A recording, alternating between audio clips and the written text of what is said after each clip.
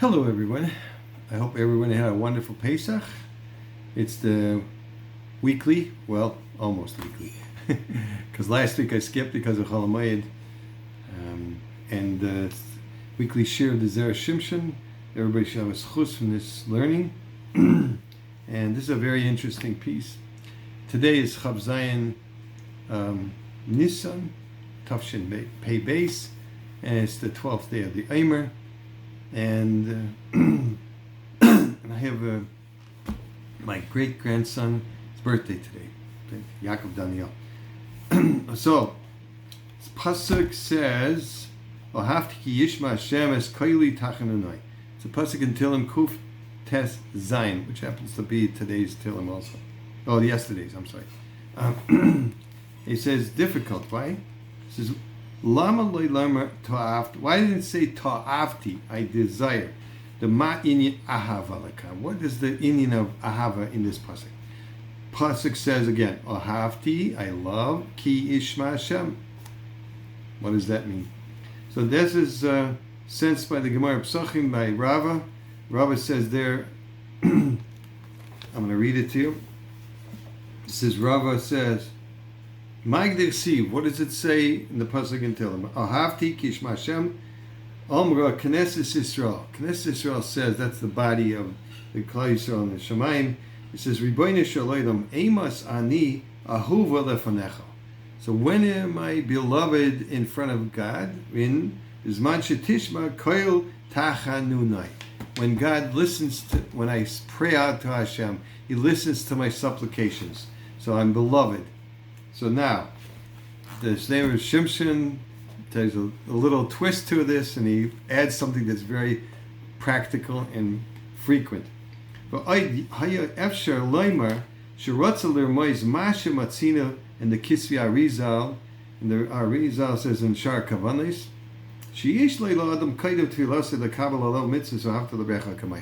every day before davening, some Sidurim have it, to mekabel on yourself the pasuk in this week's Parsha in Kedoshim, ve'ahavta l'reacha kamaycha. She'im loikein ain't tefillah mikobelas, because he doesn't say that, his tefillah is not accepted. L'chein omar akaso ahavti. That's why the pasuk is telling us ahavti bilibi kol b'nei adam kishani roitza sheyishmas koil tachanunai. Says I love all people so that my prayers can be heard. Al derech zeh yuvan ma she'omer Chazal in Perek Gimel the Sanhedrin. He says Soinei Daf Chav Zayin Omid Beis. If somebody wants to look it up, Soinei Kol Shalei Diber Imay Shleisha Yamim Be'eva. So what's person considered somebody that doesn't like you is if he doesn't speak to you because of some reason that for 3 days. Okay, now he's going to examine this. Omar lei nechshadu yisrael kach. So the Gemara says Jewish people are not suspected that they hate people like that. Why the kasha maishnod chaytzeh mikol shar chatoyim?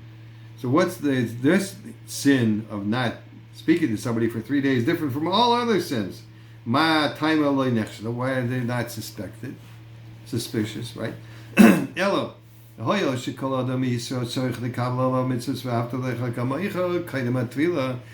a person has to accept himself according to the Arizal every day before davening, he loves everybody, so they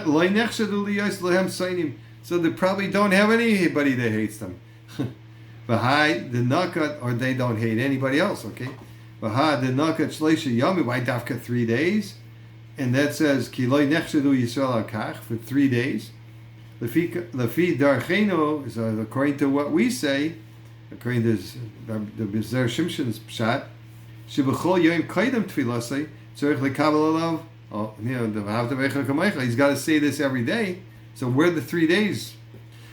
Yesh lamed lefamim yesh misha loy hispalul shleisha yom. So it could happen that the person didn't daven for 3 days. Why?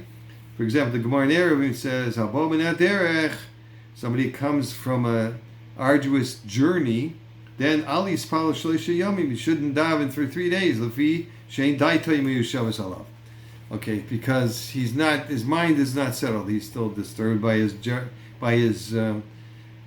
arduous journey. And the further you could say at the Gemara Bava Kama Daf Tzadi Beis Amud Aleph, Hamispalo B'ad Chaveroi.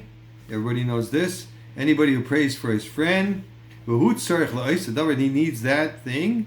There's a whole organization that, as I belong to this for a while, that you pray for somebody else's Tehillim for somebody else's problem, and he says it for you, and you both get answered. Okay?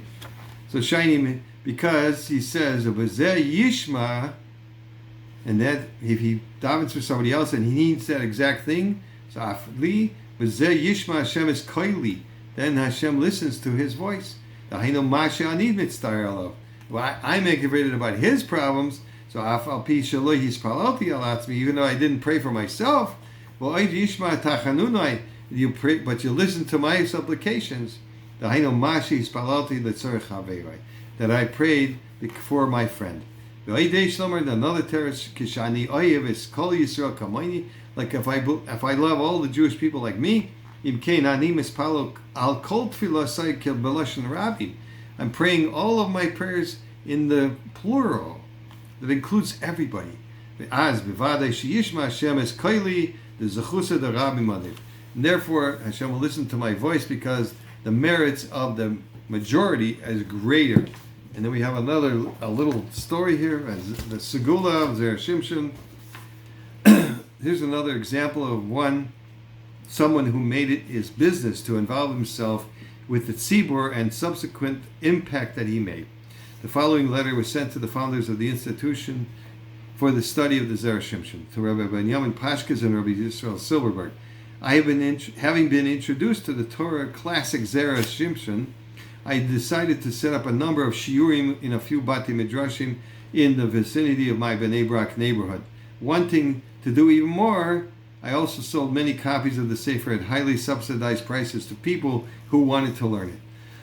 Not long after, I ran into one of the men who participated in the shiurim. After thanking me emotionally for setting up the shiur, the man made a statement that excited me. Reb David, he said to me, I want you to know that I have experienced a major Yeshua because of you. He says, naturally, I was intrigued, so I said, tell me more details. More than 20 years ago, he said, one of my children needed to undergo a complicated surgery. Baruch Hashem, the operation was successful, but from then on, he has needed to visit the doctor on a regular basis to make sure that nothing has changed for the worse. So it went on for 20 years, checkups every so often, and with the doctor telling us everything was fine. But you know how it is. Things are fine until they aren't fine.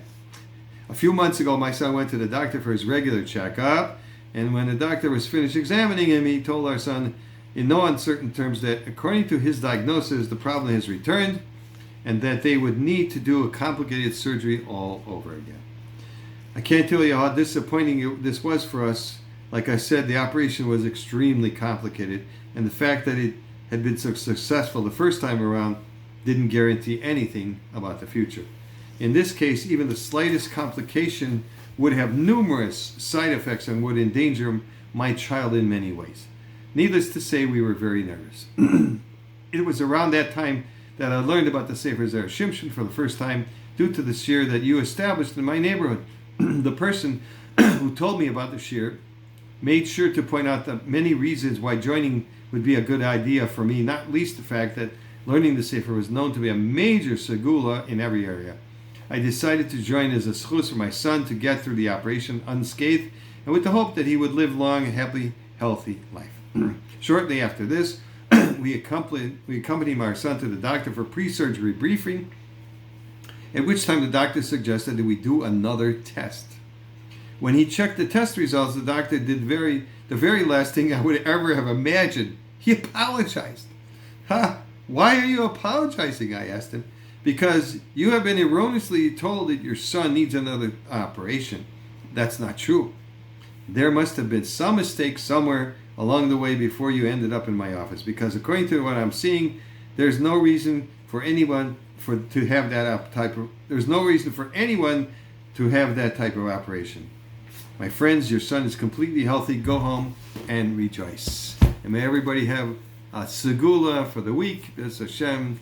And say, remember to say V'ahavta l'recha before the davening. Zay gebencht, have a good Shabbos, kol tov.